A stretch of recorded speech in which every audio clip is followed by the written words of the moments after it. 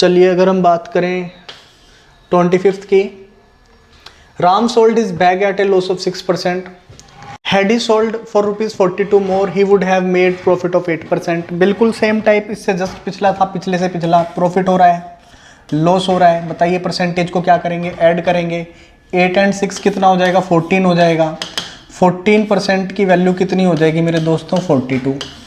1% की वैल्यू हो जाएगी 42/14।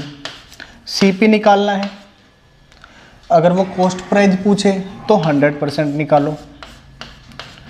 42/14 इंटू में 100 दैट इज इक्वल टू 300। ठीक है, ऑप्शन डी। कोई दिक्कत इसमें, कोई दिक्कत होगी ही नहीं। जल्दी जल्दी आप नोट कर लीजिएगा और फिर इस एक्सरसाइज को दोबारा से करिएगा। दोबारा करने की सवाल को ज़रूरत भी नहीं पड़ेगी, डायरेक्ट पेपर में आप कर सकते हैं फिर सवाल। ए shopkeeper bot 120 balls for ₹1080. After selling all balls, the profit he earned is the same as the cost of 12 balls. बहुत ही प्यारा सवाल है और ये कुछ कुछ उस कैटेगरी में चला जाता है सवाल जिस कैटेगरी में हमने क्वेश्चंस करे थे on selling equal to selling वाले। अब ध्यान से समझिए, अगर उसने 120 बॉल 1080 की खरीदी तो एक बॉल कितने की खरीदी, 108/12, 9 रुपये की। में 0 से 0 अट जाएगी, 12 से ये टोटल 9 पे चला जाएगा। अब उसको प्रॉफिट कितना हुआ है, same as cost of 12 balls. Profit 12 balls के इक्वल हुआ है, CP ऑफ 12 बॉल्स।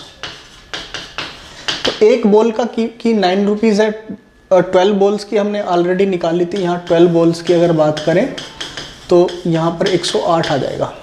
ठीक है जी, 108 का उसका प्रॉफिट है। इसको मैंने बॉक्स में डाल दिया। तो आप एक बताओ, अगर कोई बंदा 108 रुपये का प्रॉफिट अर्न कर रहा है, और प्रॉफिट कब हो सकता है, जब जितने आर्टिकल उसने खरीदे हैं वो सारे आर्टिकल सोल्ड आउट कर दे, यानी वो 120 आर्टिकल सारे बेच दे, 120 बॉल सारी बेच दे, तो उसको 108 का प्रॉफिट हो रहा है। तो ये जो 108 का प्रॉफिट है कितने रुपीस पर है, 1080 पर। तो कितने परसेंट हुआ बच्चे, 10%। Clearly seen in option. 27th question पर आएंगे अब हम। Gopal sell 150 books for ₹7500 and receive the cost of 250 books. 150 किताबें बेचने पर उसको 250 किताबों का कॉस्ट प्राइस प्राप्त हुआ। ठीक है जी, उसका गेन बताना है। तो ध्यान से सुनिएगा, हम इसमें इस वैल्यू को अगर इन्वॉल्व नहीं भी करते हैं तब भी आंसर कैसे निकाल सकते हैं। क्यों मैं ये कह रहा था कि पिछले क्वेश्चन की ये तरह है। उसने कितनी बुक्स बेची हैं प्यारे बच्चों, 150, और रिसीव जो वो कर रहा है कॉस्ट के इक्वल। तो ये on selling equal to cost का क्वेश्चन हो गया। Receive the cost of 250 books, तो 250 बुक्स ये प्रॉफिट हुआ ओवर 150। 100% से ज्यादा आंसर निकलना चाहिए इस क्वेश्चन में। तो ये प्यारे बच्चों 500/3 आएगा।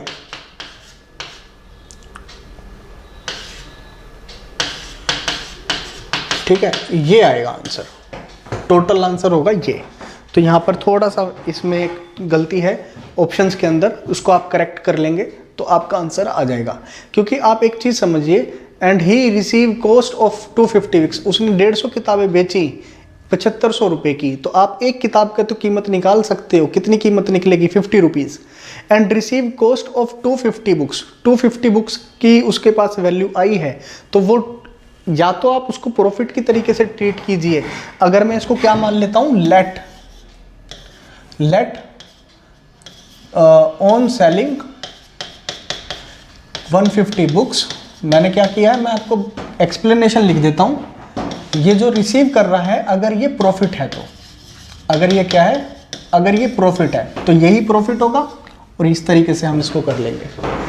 आई होप कि इतनी कहानी आपको समझ में आई। लेकिन अगर ये प्रॉफिट नहीं है तब उस कंडीशन में हम इस सवाल को कैसे करेंगे? अगर हम इस चीज को एसपी मान लें, हम इसको क्या मान लें, सेलिंग, हम इसको क्या मान लें, ही रिसीव को मान लेते हैं, जो उसके पास पैसे इकट्ठे हुए, ठीक है। तो हम इसको मान लेते हैं सेलिंग प्राइस या कॉस्ट प्राइस, जो भी आएगा उसके अकॉर्डिंग हम देखते हैं।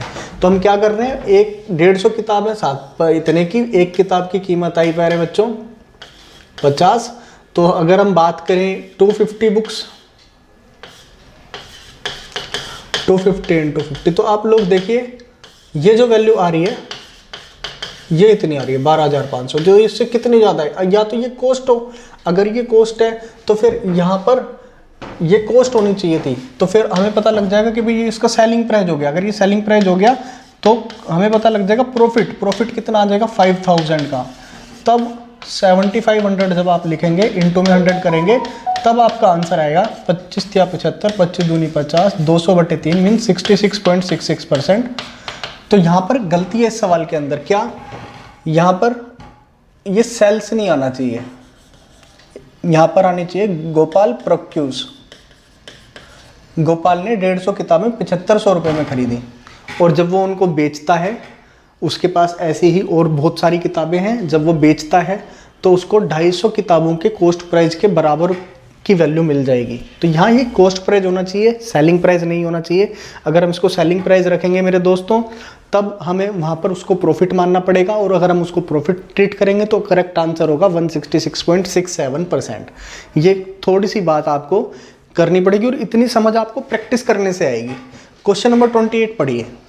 The owner of cell phone shop charges customer 23% more than the cost price. Customer paid 7,011 for cell phone. Then what was the cost price of the cell phone? समझिए, कोई owner है किसी सेल फोन शॉप का, वो charge करता है customer को cost price से ज़्यादा। यानी अगर कॉस्ट प्राइस हम मान के चलें 100 रुपीज़ है, तो वो कितना चार्ज करता है, वो चार्ज करता है 123 चार्ज, ठीक है। चार्ज प्राइस कितना है, अब जितना वो चार्ज करेगा उतना ही कस्टमर को पे करना पड़ेगा। यानी कस्टमर ने कितना पे किया, 7011। तो कॉस्ट पूछ रहा है, तो 1 पार्ट की वैल्यू हमें पता है 7011 बाय 123। अगर हमें 100 की निकालनी होती तो इनटू में 100 कर देते। आई होप के यहाँ तक की कहानी आपको एक इतनी बात अच्छे से क्लियर हो गई है। अब आप देखो यहाँ पर हम इसका एक डिजिट छोड़ेंगे, इधर से भी एक 12 के टेबल में 70 से कम, 12 पंजे 60 पे गया। हम क्लियरली डायरेक्ट भी डिवाइड कर सकते हैं, देखो ज़्यादा मुश्किल नहीं होगा, 5 से चला जाएगा, पता लग रहा है हमें। 5 3 15, 10 and 1 11, कैरी 1, यहाँ आया 6, ठीक है। तो 615 हो गया ये। यहाँ पर बचता है प्यारे बच्चों 11 में से 5 गया 6, बचा यहाँ पर कितनी वैल्यू आई, 9 में से 1 गया 8, ये आया 86, उतरा 1। अब हमने एक डिजिट यहाँ से छोड़ा, एक डिजिट यहाँ से छोड़ा, 12 का टेबल पड़ा, लगभग 7 पे जाएगा, ठीक है। 7 या 7 पे जाएगा, 7 या 21, कैरी लगा 2, पूरा कैंसिल हो गया, 57। तो ये वैल्यू आती है प्यारे बच्चों 5700, ठीक है। पूरा कैंसिल होने के बाद अब यहाँ पे भी ये ऑप्शन में नहीं है, what was the cost price of the cell phone. तो सेल फोन का प्राइस होना जरूरी था, 5700 आ रहा है करेक्ट आंसर, ऑप्शन में नहीं दिया है, कोई भी नहीं है इनफैक्ट, तो वो होना जरूरी था। चलिए नेक्स्ट पर आएंगे, 29 देखते हैं क्या कहानी है 29 की। The price of T increases by 20%, hence expenditure of family increases by 10%, what is the percentage in expenditure decreases. आपको एक बार फिर से सवाल पढ़िए, एक्सपेंडिचर 2 बार लिखा है, एक ही बार होता है अमूमन। Price of T increases by 20%, पहले इस चीज़ को समझिए। इनिशियल और फाइनल में हमेशा चीज़ों को लेकर चलते हैं। 20% का मतलब होता है 1/5। तो मतलब अगर पहले प्राइस 5 था तो 1 बढ़कर कितना हो गया है, फाइनली 6 रुपये हो गया है। एक्सपेंडिचर फैमिली का 10% बढ़ गया। Find out by what percent that expenditure has been decrease. अब यहां पर भी कॉन्ट्राडिक्शन है, सवाल में गलती है। अगर एक्सपेंडिचर डिक्रीज हुआ है तो यहां पर ये एक्सपेंडिचर नहीं होना चाहिए, हम इसको अज्यूम कर रहे हैं, और ये अज्यूम कर रहे हैं कि क्वेश्चन में फाइनल में एक्सपेंडिचर डिक्रीज ही होगा, हम इसको कंजप्शन मानते हैं। क्या मानते हैं? कंजम्पशन। कंजम्पशन का मतलब होता है क्वांटिटी। क्या मतलब होता है प्यारे बच्चों? क्वांटिटी। तो प्राइस की कंजम्पशन से जब हम मल्टीप्लाई करेंगे तब हमें मिलेगा एक्सपेंस। तो ये कंजम्पशन बढ़ा है किसी फैमिली का 10%। 10% का मतलब होता है 1/10। मतलब अगर कोई पहले 10 किलो खरीदता था तो अब वो 11 किलो खरीदता है, 1 किलो फालतू खरीदता है। तो अब बताइए पहले कितने रुपए वो खर्च किया करता था? पहले 50 रुपये खर्च करता था, अब वो 66 रुपये खर्च करता है। तो बताइए उस परिवार का एक्सपेंस बढ़ा या घटा? एक्सपेंस बढ़ा कितना? 16 कितने पे? 50 पे, इंटू में 100 करेंगे तो कितना हुआ मेरे दोस्तों? 32%। ठीक है, तो एक्सपेंडिचर जो हुआ वो डिक्रीज नहीं हुआ, एक्सपेंडिचर क्या हुआ मेरे दोस्तों? फिर इंक्रीज हुआ और ये हुआ 32%। अगर मैंने इसको कंजम्पशन माना है तो एक बार सवाल फिर से करेंगे, इसी सवाल को एक बार फिर से करेंगे, लेकिन इस बार हम क्या चेंज करने वाले हैं मैं आपको पहले चेंज दिखा देता हूं, उसके बाद फिर मैं चीज़ें मिटाऊंगा। मैंने इसको तो कर रहने दिया एक्सपेंडिचर ही, और मैंने यहाँ पर इस चीज़ को कर लिया प्यारे बच्चों कंजम्पशन। कंजम्पशन खाली इतना मैंने चेंज किया। तो अब देखो आपके सामने यहाँ पर एज इट इज चीज़ें लिखी होंगी। आप फॉर्मूला आपको मालूम है, प्राइस की मल्टीप्लाई आप करेंगे कंजम्पशन से तो आपको मिलेगा एक्सपेंस। क्या मिलेगा मेरे दोस्तों? एक्सपेंस। तो अब देखिए प्राइस इंक्रीज हुआ 20%, मीन्स 5 से कोई चीज़ हो गई 6। पहले इनिशियल और फिर फाइनल। मैं इधर हो जाता हूँ, हो सकता है आपको कैमरे में ना दिख रहा हो, अब देखने की कोशिश कीजिए। कोई चीज़ पहले 5 थी, 5 से कितनी हो गई? 6 हो गई। अब हमें कंजप्शन नहीं पता है कि 5 की किससे मल्टीप्लाई करें, 6 की किससे मल्टीप्लाई करें, बट हम इतना जानते हैं कि एक्सपेंडिचर जो है यहाँ पर हमें दे रखा है। एक्सपेंडिचर जो राइट साइड आना है इक्वल के, वो 10% इंक्रीज हुआ है, 10%। अब ये वैल्यू 10% है, तो 10% का मतलब 1/10। इंक्रीज का मतलब कोई चीज़ पहले 10 थी तो 10 से बढ़कर कितनी हो गई मेरे दोस्त? 11। आप अब यहाँ पे ये सोचो 5 की किससे मल्टीप्लाई करें कि 10 है, तो 2 से। 6 की मल्टीप्लाई x से करेंगे 11 आएगा, तो x की वैल्यू हमें पता लग जाएगी 11/6। तो कैसे हमने पता लगाया कि जो कंजम्पशन थी, मैं इसको थोड़ा सा मिटा देता हूं और अब यहां लिखेंगे जो कंजम्पशन थी। ठीक है जी, पहले कुछ थी, पहले कुछ थी,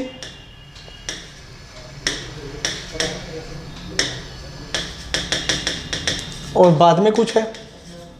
पहले कंजम्पशन 2 थी, बाद में 11/6 है।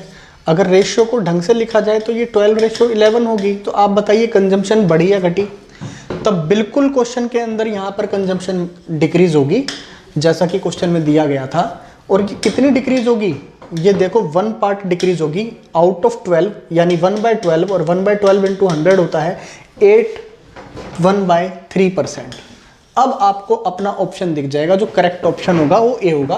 तो छोटी सी गलती होनी थी इस क्वेश्चन के अंदर जो हमने सुधारी है, वो ये होगी कि अगर हम या तो ऊपर वाले एक्सपेंस को कंजम्पशन माने या नीचे वाले एक्सपेंस को कंजम्पशन माने, किसी एक चीज़ को कंजम्पशन हमने अज्यूम करना होगा।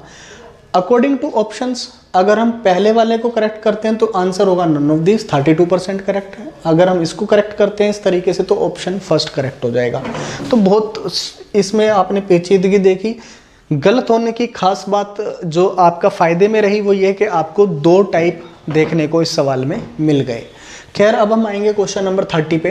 ए coconut merchant finds that the cost price, ये लास्ट क्वेश्चन है इस स्लाइड का, the cost price of 2750 coconuts is the same as selling price of this. तो ये तो बहुत ही प्यारा सा सवाल है।